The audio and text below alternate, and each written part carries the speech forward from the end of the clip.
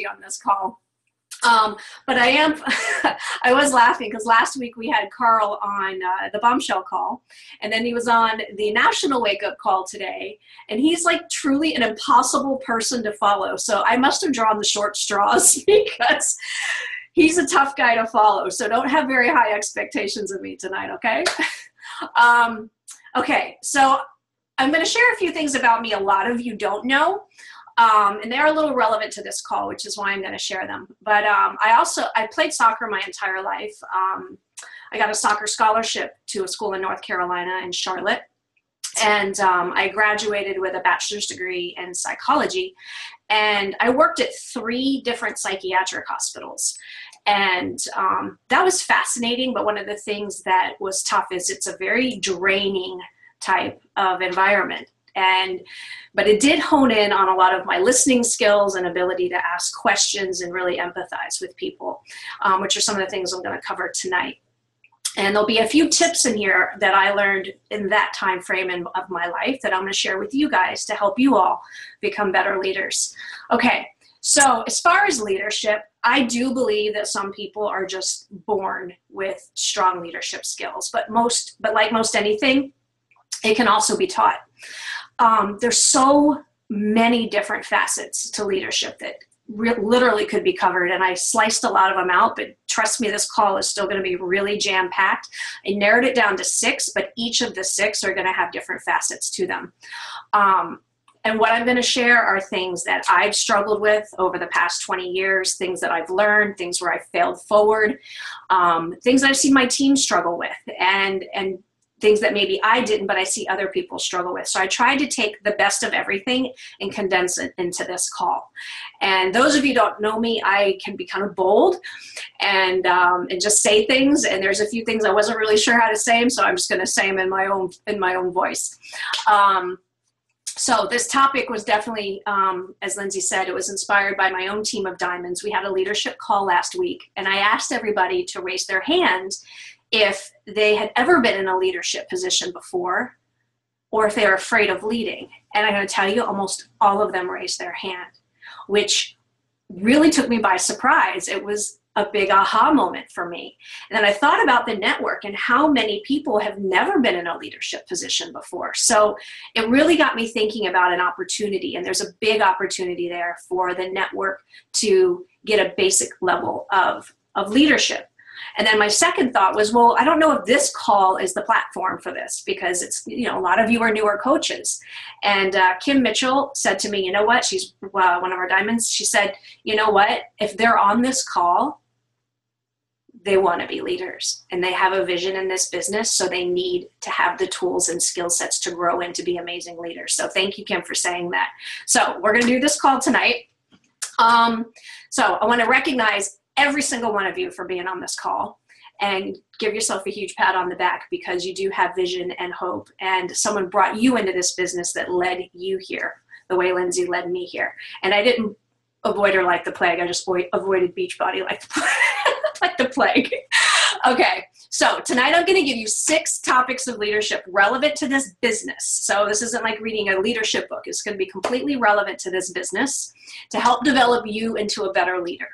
So some I've taken books like I've read from the 4 Agreements, some of it's from John Maxwell, and some of it's just going to be my own truth that I have figured out and want to share with you, and things that have worked for me. So keep in mind, this is not a formal black and white presentation. So what I share, you don't have to go do. Take what works for you, and what doesn't, toss it out. But hopefully you'll get some nuggets out of this call. Okay, so what is leadership? And I'm not going to get into this too much because I think every book covers this. So this one I'm going to skim right by. But what is leadership and what it isn't? Leadership is purely influence. That's it. It's not control. It's not having the answers. And I think that's going to be a big relief for a lot of you newer coaches. And it's not entitlement. There's several types of leadership, but the 2 main ones I see are the manager types, where they tell people what to do. This is what you do. This is how you do it. This is when you do it. And everything's very cookie cutter. And it can be duplicatable. The problem with the manager type is you're just telling people what to do. You may get faster results, but they're only short term because people haven't figured out why they're doing stuff. So that's more of a management type. The other type is of more influence, where you're inspiring and empowering people. And it might be a little slower because it takes the process for people to understand why they're doing things and how they tick and what holds them back, what gets them in their own way. But you're teaching them to learn to think on their own. So the 6 things we're going to cover tonight. Generally, just the fear of leadership itself, having a vision, trust as the foundation of your business. We're going to talk about the tough stuff. And that has to do with communication. That has to do with having those tough conversations when not everybody loves you or wants to get along, right? We're going to talk about having boundaries. And the last thing we're going to talk about is gratitude. Okay, so I want to see, whoa, there's a big code there in the thread. Okay, I want to see a show of hands.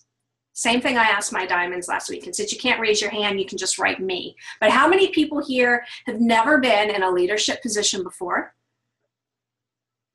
or are afraid to lead? I love this because this shows how much opportunity we have to improve. So this is awesome. Okay, so now I'm going to ask you the same thing. Same show of hands. How many of you have children?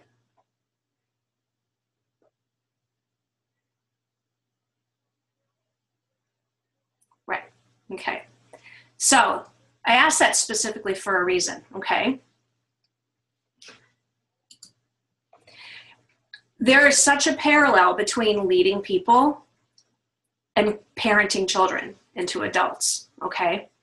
And so we think of the feelings that you feel when you found out you're pregnant and you're going to be having a baby and be responsible for this life, right? Think of those feelings. They probably are excitement, self-doubt. You know, am I going to screw this kid up? Fear of failing. You probably had a lot of questions. You probably felt inadequate. You probably sought to educate yourself on what you should be doing. Right? Frustration, because kids aren't easy. They're not easy all the time. You felt rewarded and you reached out to talk to others. So think of all those feelings and how many of them are parallel to how you feel about leading people. Pretty similar, right? So, but what do? We still have kids. It doesn't stop us from having kids. It doesn't stop us from being parents. And I don't want this to stop you all from being great leaders. Because if you can get past raising a human being, you can be a leader in your Beachbody business. So I'm going to give you, and so kind of the theme of this call are going to be parallels between parenting, which is something a lot of you are comfortable with and know, and paralleling that with leading your Beachbody team. And if you've never been a parent, you've been a child, and so you'll still get it, okay? All right, so here we go. All right, let's see. All right, so I'm gonna take some stress off of you. We're gonna deal with fear of leading first and foremost, okay?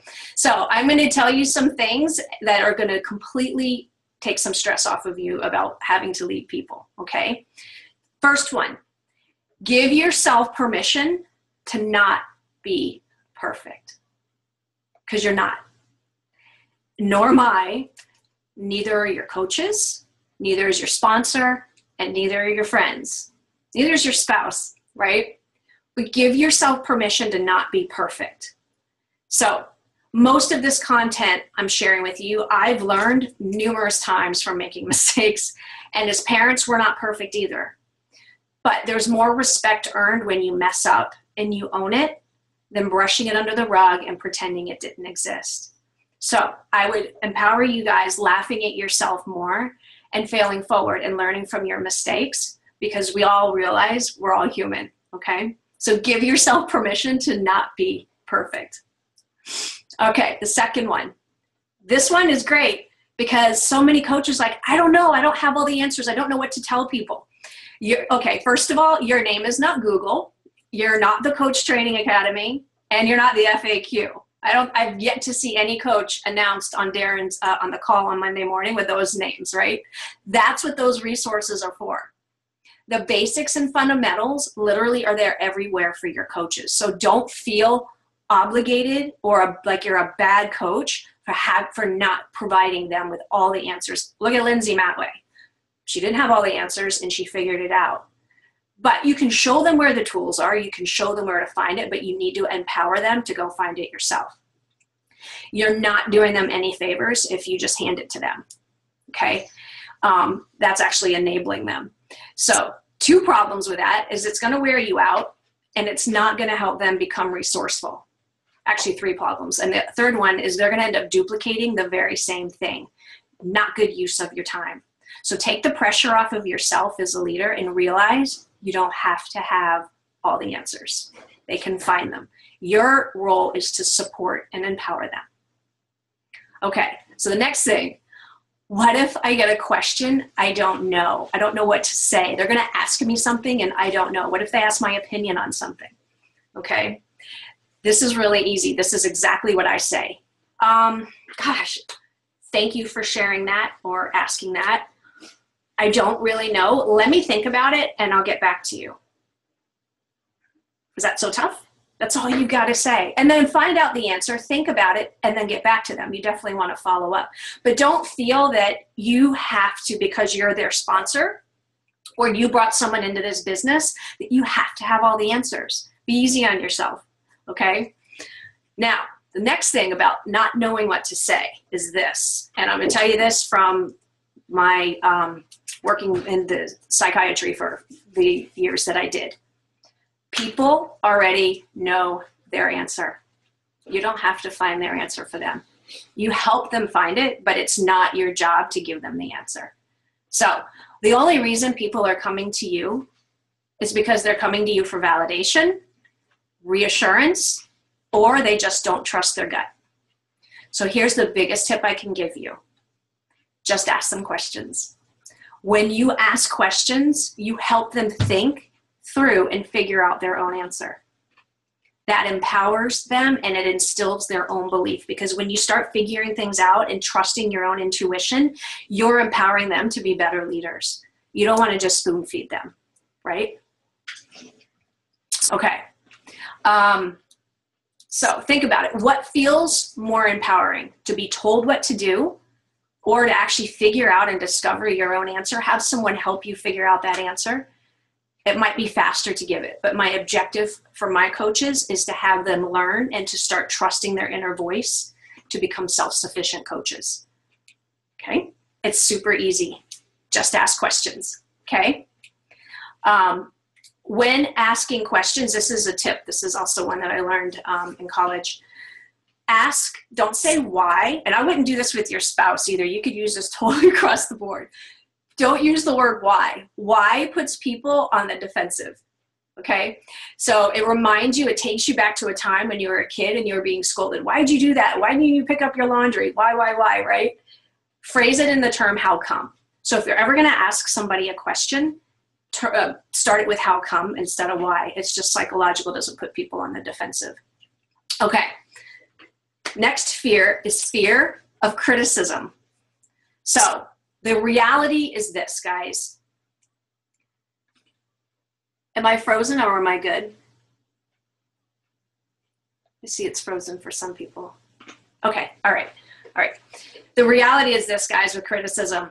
People are going to criticize you. Think about when you're a parent. Are other parents going to criticize you? The way you put your kid in the car, dress them on a cold day? Yeah. They're going to criticize you. It's everywhere. Your kids are going to criticize you. You're going to do all this stuff for them, and then they're going to grow up and still like say, oh, you didn't do this for me, right? Your kids are going to criticize you. Do you stop parenting? No. Your coaches are going to criticize you. You're going to stop coaching and let it take you down? No, you guys, I'm empowering you. Accept it. It's just the way life is. Get over it. You cannot take anything personally. And it trust me, it happens to everybody. You're not like this awful coach, okay? Do the very best you can do on that day. Don Miguel Ruiz says, every day your best may be very different. But as long as you're doing the best you can on that particular day, that's all you can do. All right? So knowing that you don't have to have the answer, you just have to ask questions. You don't have to sit there and train them over every little thing on the basics, and that everybody gets criticism and it's just a part of life. Doesn't that actually, knowing that, make the whole fear of leadership not so heavy? Okay. Vision. Okay. So second thing, you must have a vision of leadership. Okay. All of this that I'm going to go through, and this is the longest one because the other ones are really short, all of these are going to apply to parenting as well. So some of this will be familiar, but your job description is this. You're going to have your vision of your business. So I know what I want out of my business, but you're going to celebrate your own coach's vision. Encourage it to be their vision, to be an extension of their truth and what they want, not an extension of what you want. They may not want to be a 15-star diamond. Find out what they want and share the behaviors and what they look like for them to accomplish their goal. Support. Support them in making their vision a reality. Where are they struggling, and helping them discover solutions. Remember, they know their solutions. They know. You just have to help them discover them. Provide the groundwork to make them, to help face challenges that they're presented. They're always going to run into challenges, and just help provide them and support them through those tough times that your coaches have. Don't fix their problems, but help them find ways to resolve them. It's going to make it much easier on you. So you see, leadership isn't actually doing more for people. It's taking less off of you and helping them rise to be a more empowered person. Think about your kids. If you did everything for your kids, how would they actually deal with the real world when they got into it, right? They'd be 18 and go away to college and be like, I don't know how to do this. I don't know how that. They can't even think for themselves. Same thing with your coaches. You want to empower them to be the most independent, self-sufficient people. So what's your vision? 15-star or not, you all as new coaches must design your life. Mine personally is freedom. I had money, but I never had freedom to spend it. You know, I did the whole corporate thing. We went to England for 3 months where my husband got to reconnect with his family. Our little boy went to school over there and got to experience the culture my husband grew up in. How cool was that? My whole vision is to have freedom. So share that. You know, part of what I even went to England for was to show that vision to my team on what's possible. Who's ever done that? People don't do that in everyday life. So whatever your vision is, show what's possible. So I ask you this, do you even know why you're coaching, right? What's your why is what we call it. Do you know why you're coaching? But does your team know why you're coaching? Why you do this every single day? Or are you just doing it and hoping for the best outcome? If you don't know your vision, how are you going to inspire your coaches to have one? Okay, so this is one we hear a lot, and I have to say I disagree with it. The speed of the leader is the speed of the pack. No. I want all of you, if that intimidates you, thinking, oh my gosh, I have to keep up a certain pace. No, you don't. You do not have to be faster or better than anyone in your downline to be a leader, because this is your own race. Remember, this is your vision. So take that pressure off of yourself, okay? But I will say this, you cannot make an excuse for your lack of consistency or progress by saying, hey, slow and steady wins the race. No, because you know what? There's no winning here. It's not a competition. This is you moving towards your vision. All you have to do is, if you know your vision, you have to commit to yourself every single day to move forward towards your vision. You don't have to keep up with your upline or downline or anybody else. This is your race to run. You don't compare yourself to anybody but yourself, but I definitely challenge you to continue going forward at whatever pace you can go towards your vision. The next one, under vision, decide on the culture you want. Do you want more of a sorority, or do you want a business? Or do you want a social aspect? Or do you want a professional aspect? I want a balance of both. But I see some teams and it looks more like a sorority than a business, where everybody's talking and carrying on and they're not getting much business done. And then there's other teams that have systems in place and they're just going, right? And you kind of want a little of both, but think about, what is it that you want? What does your vision look like for a team? Next one, strive to be authentic in both your actions and thoughts. So for me, when I started this business, I was one of the weirdos that came in for Shakeology, right? Everybody else was about fitness. And I'm like, gosh, I like, the maca root, And it felt a little weird because I didn't have the respect of the network. I was like this lone person out here celebrating something that no one else really seemed to care about. But I stayed true to my vision. I stayed true to what I believed in. And over time, the network knows who I am. I've branded myself to be the expert on Shakeology and have been now like the network speaker on it. Stay true to whatever is authentic to you. Don't let anybody else have their vision of authenticity put on you. Okay. Belief. Okay, here's another one. Don't cringe if you've heard this, but I'm going to change it up a little bit, okay? I hate the fake it till you make it, because to me it sounds so not authentic, and I'm all about being authentic. So instead of fake it till you make it, let's say this. Can we agree to say, act as if? And that's what I tell my team. Act as if you're a 5-star diamond. Act as if you just signed 10 coaches this month. Act as if, because then you're stepping yourself up into the role you want to be. You're not faking it. You're empowering yourself to be more. You're visualizing yourself to be more. So I want all of you to act as if blank, whatever your vision is, and be authentic. I have a story behind this. So I came into this business and I did a team cup with Lindsay. We ended up, I think, number 2 or 1. I don't remember. Fast forward to February, I'd been in the business about 7-8 months. And I'm going to tell you guys, I had not one working coach in 7 months. I was diamond, but I literally, my team page was crickets. Nobody posted, nobody commented, nothing. And so Team Cup came around and I messaged Lindsay and I'm like, hey, let's do another Team Cup. Not realizing you couldn't be a diamond. I had to run my own. And I felt pretty defeated because I'm like, I suck. I don't have anybody to even run a team. I have not one coach I can find to run a team. And I thought, you know what? I have to do it anyway.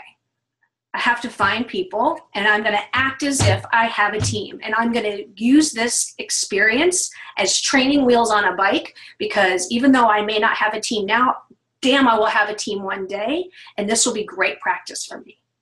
So I was paired up with people around the country, Sarah Stakely, Lindsay Stay, Amy Martin, and Paige, right? We were on a Team Cup together. Didn't know any of these ladies. Boom, we're thrown into a Team Cup. I was the captain, off we went. I acted as if we were that, like they were my team. We came in 7th place in the entire Team Cup. Act as if.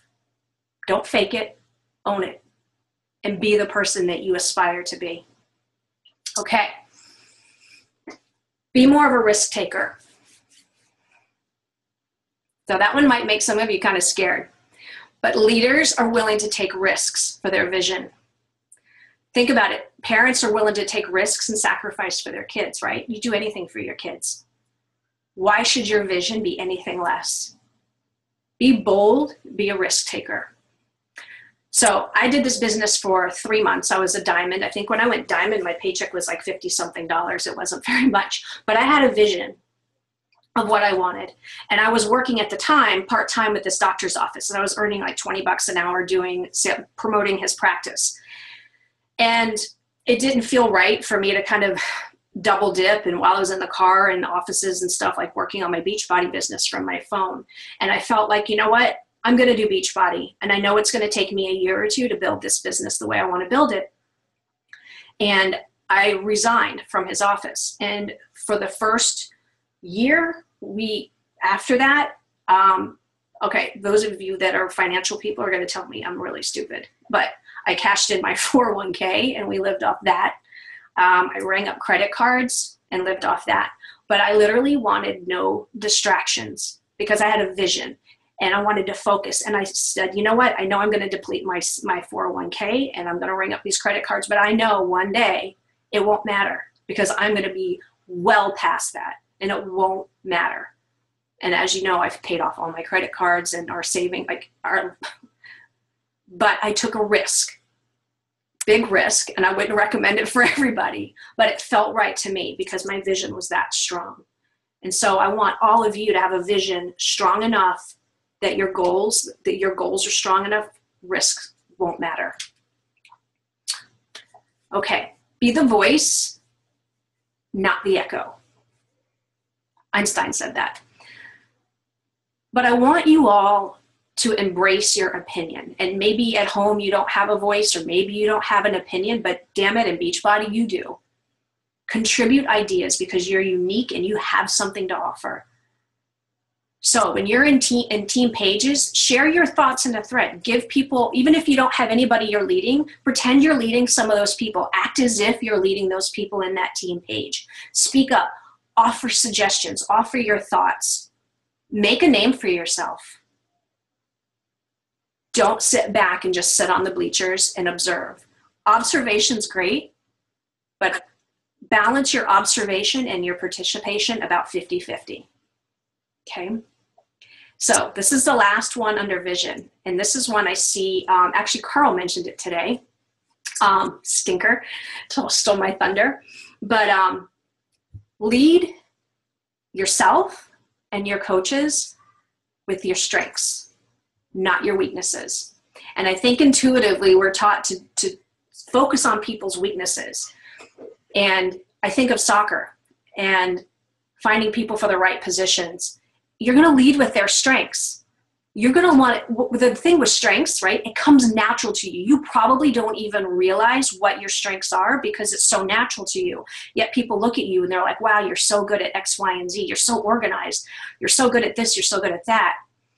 The problem is when you lead with people's weaknesses and focus on their weaknesses, it's like writing with your left hand. It doesn't feel awkward. They don't have success. It doesn't feel natural to who they are and how they've been designed. But if you lead with their strengths, it feels right. And you can take a Camry and turn them into a freaking Lexus. So lead with their strengths. So one of the tips that I use, actually I did this, and one of my strengths is seeing strengths in people. But if you don't have that natural strength, I'm going to post real quick a link that I've used for about 10 years. There. It's done by the Gallup organization, and it's called the Strength Finder. And there's 34 overall strengths. And you can pay $10 and get your top five strengths based on this. It takes about 15 minutes to do it. But if you don't know your strengths, I suggest doing that. And if you don't know the strengths in your people, have them do it because it's really comprehensive. It's awesome. And it really helps you lead them with their strengths. Okay. All right. Trust. I'm not going to get into this one because we all know what trust is and the importance of it. But I will tell you this, for your Beachbody organization, it's the glue that holds your organization together. You guys cannot break trust with your coaches and expect to keep influencing them. John Maxwell says trust is your most precious asset in this business. To build trust, you must consistently exemplify competence, a personal connection with your team, and character, meaning your morals. Do what you say you're going to do. Under promise, over deliver. Act with integrity, regardless of the situation. If you act with ambivalence or avoid issues or dance all around the place, your integrity is going to nip away, and your coach's ability to trust in you and your competence is also going to nip away. So think about it, just like your children, they're always watching your behaviors to learn from you. Dishonesty confuses coaches and it leaves them feeling vulnerable and unsafe. So trust and integrity also means that you're honest with them and others, which leads to my next one, communication. Okay, So there's a couple facets to communication. All right. Relationships are the currency of your team. So communication is one, but unfortunately, this is one that so many people avoid. Okay. As much as you can, I stress to you guys, pick up the phone. This is a relationship business. We have a heartbeat. We have voices. Pick up the phone and talk to people. Or Zoom. I don't even text message anymore. Everything I do with my coaches is Zoom. Why? Because I can do group messages and they can hear my voice. There's more of a connection and things don't get lost in translation. How many of us have sent a text and it came across totally the wrong way because things get lost without the voice and the smile behind it, right? Voxer eliminates that. Okay, or Zoom. I love Zoom calls with my team because you get that interaction and the communication. You read their body language. You can see if they're lost or if they're totally missing something or they're intrigued. So your time is the biggest thing you can give someone, and it's hugely valuable. So when you're present with your coach or your spouse or your kids, be present. It's no different than parenting. Set yourself apart. This is obvious, but a lot of people don't do this. Listen. Don't sit there and think about what you need to say, because remember, they already know the answers. Just sit back and absorb what they're saying, how they're saying it, and just exhale and listen to people. Because it's not just about the words, it's how they're saying them and how they're expressing them. Learn to hear between the lines to understand their perspective. Think about it. You would do that with friends, right? How are your coaches any different than how you would treat a friend? Same kind of thing. I'm not telling you guys anything you don't already know. I'm just packaging it into how you're going to communicate with your team. Okay, so this is one I want to talk about. Introverts. I'm an introvert. It's not about you not being socially available. It's about your energy. And people can drain my energy, right? And some people, my husband, he gets more energy being around people. So I totally get the introvert thing. But I feel as a network, we're totally using the introvert thing as an excuse and a hall pass to not connect with people. And I see that as a huge flaw in the network. So, too bad. Be visible. And I think of Melanie Mitra. She does this so well. She's visible. She makes herself seen. She interacts with people. She lets people see her, watch her, talk to her. And then when she's had enough, she leaves. But she's visible and people feel connected to her. I think of my first leadership. We were at the baggage claim and Christine Dwyer came up and was standing next to us. And she came over and introduced herself and shook her hand. And I was like, wow, so think about that. Think about what inspires you, what you would feel so flattered by, and be that leader. Connection. This is a human connection. And so think about as leadership connecting with other people. I try and have events at my home. I invite my team to my home. I want them to see what my family is about and what my home is like and feel more of a part of me so that they're not just coaches on my team, but they're part of a family. So what being visible does is it lets people watch you lead and be yourself. Because people will learn just from the type of person you are and how you interact. Your actions and your human visibility can show way more communication with others than any post or any typewritten words. So be visible. Okay, the tough stuff. So we all have coaches that need development, right? They totally get in their own way, right? No one's ever had a coach like that, right? Okay, how many of you have had teenagers and you've never had any conflict with your teenager? Just go smooth all through the teenage years, right? Right? I expect to hear crickets right now. Doesn't happen. Conflict's a part of life, okay? This is something I had to learn, and I don't share this very often, but I grew up in a home, and one of my parents was, he did a lot of drugs. He did cocaine, he smoked pot, he was really into drugs, and I never knew what I was going to get when I came home. I'd bring friends home sometimes and I'd be like mortified over his behavior because he would be on something. So I just never invited people over. But he would also go through periods of rage, like uncontrollable rage. So I learned from an early age to quiet my voice, and felt like I was walking on eggshells. So confrontation for me has been something I've had to consciously work on, because I don't want to do it from a young age. And I do feel I've gotten to a point where I'm comfortable with it after 42 years. But I'm telling you, you can learn it as a craft to be able to have boundaries and speak to people and help them improve. So I'm going to share some of the things that work for me. Okay. So I want you to change the voice in your head that calls it conflict, and change it to opportunity to develop or opportunity to understand. Because if you come from that place, it's not negative. It's about bringing people together and helping understand and empower. And then think about your intentions. Are your intentions to criticize or develop? So before I share something with someone, I kind of get to that place where my intentions are pure. And I think I'm helping them. So this is what's helped me. I speak from the heart, and I ask myself, what are the results I want to achieve before I start? And do I want to be right? Do I want to find resolution? Or do I want to understand? Because if you're bringing this up to be right, then it's from the wrong place. Okay? If the person's not in front of you, pick up the phone, because people can hide behind a computer. They can be coached on what to say. If you're having a situation with a coach, you don't know that their spouse isn't there telling them what to say, or another coach, or their BFF, right? If they're live, they're speaking their own truth. They're not being coached. So you're hearing actually how they feel about a situation. And people can disappear, right? So try and get them live.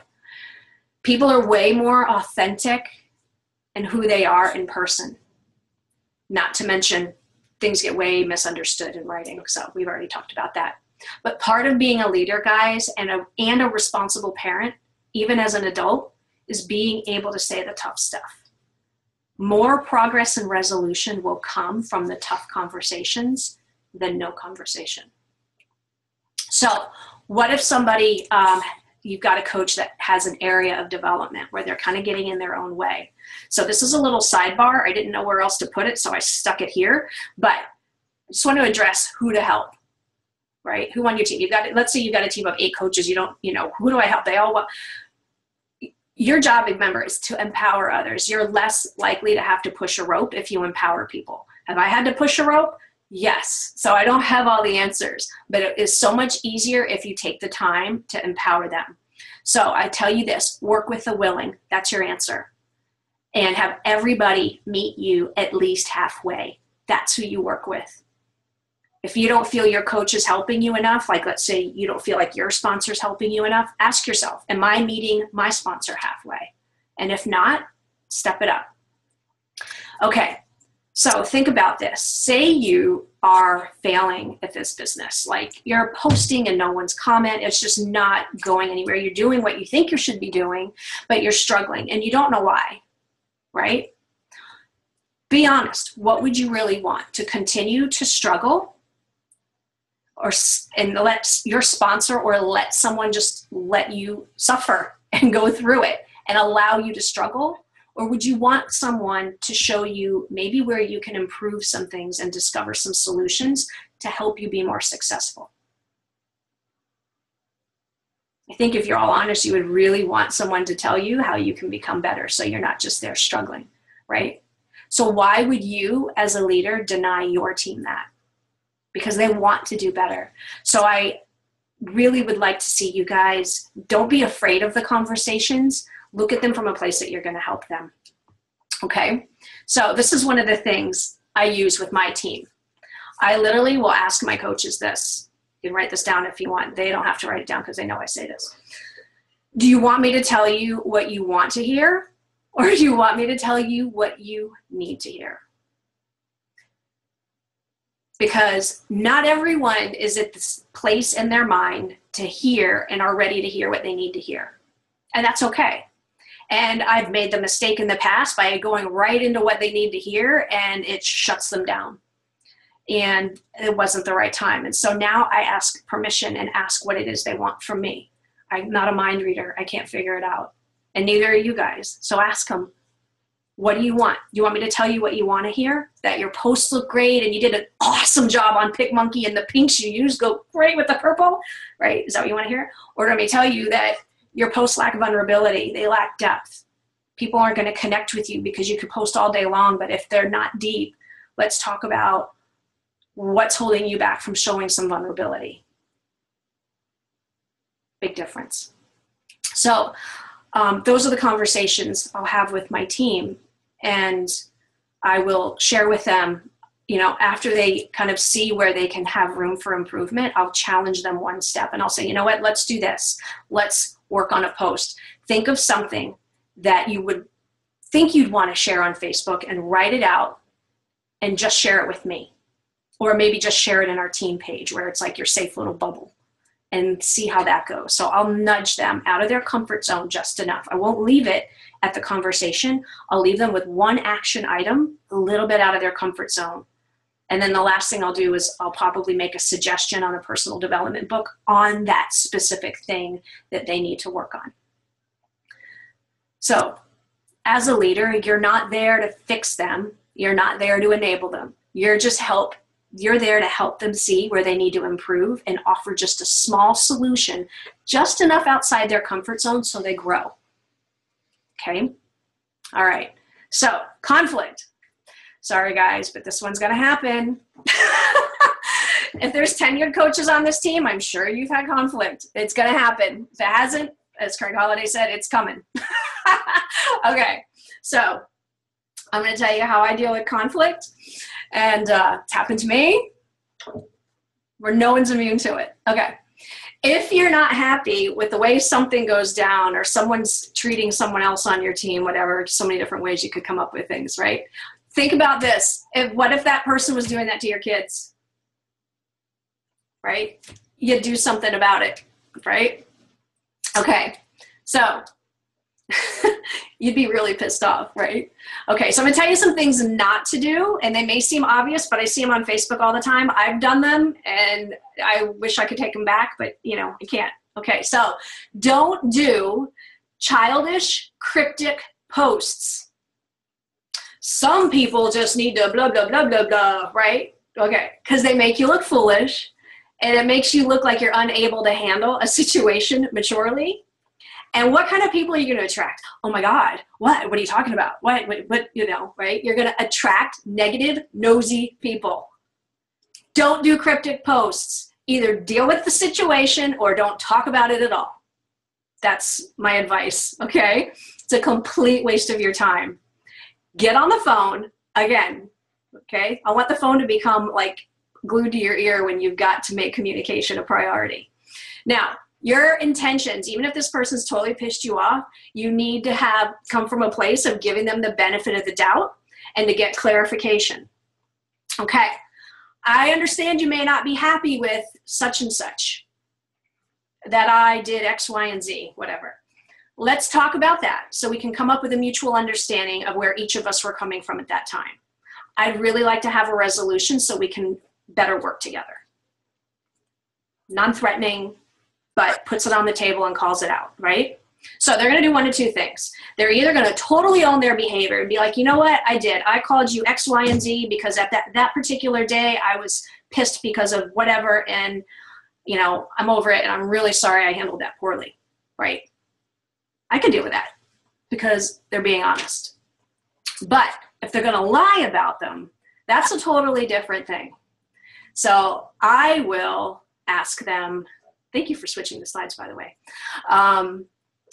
I'll ask them, you know, are you sure you didn't say X, Y, and Z or whatever it was that you know or heard or whatever? And if they continue to lie, honestly, personally for me, and you guys may feel differently, but trust is the biggest part of any relationship. So if someone shows me they're completely untrustworthy and lie to my face to cover their actions, I don't want that kind of person in my life. Sure as heck don't want them on my team. Don't want them around my kids, right? I had one situation that went that way, and the person literally on the phone started screaming and yelling at me. So, right, all you're going to do at that point, wish them the best, and hang up. That's it. But you know what? Hang on. There we go.